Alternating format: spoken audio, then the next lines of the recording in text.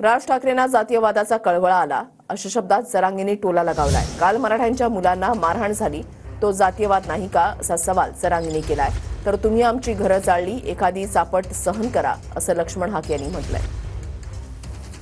एकदा माग राज ठाकरे साहेब म्हणले होते की शाळा सुद्धा गेला बा जातीवाद, शाळा सुद्धा गेला बा। काल छत्रपतीचा झेंडा फाडण्यात आलाय, काल मराठ्यांच्या पोरांना हाणण्यात आले। आता ह्यो जातीवाद नाही का? आता समजा आम्ही नाही काही करून ते म्हणले शाळाभूत जातीवाद गेला, आणि कळवळा कोणाला आला? राज ठाकरे साहेबाला। कळवळा बघा कुठं लिकुडं आलाय, शाळापर्यंत गेला म्हणे जातीवाद। काल मराठा समाजाच्या मुलाला मारले, 2-3 मुलाला। आता सुरुवात तुम्ही केली, शेवट आम्ही करणार असं म्हणतात। तीच मुलं दारू पिऊन आलेली होती, त्यांचा व्हिडिओ बघा आमच्याकडे आहे।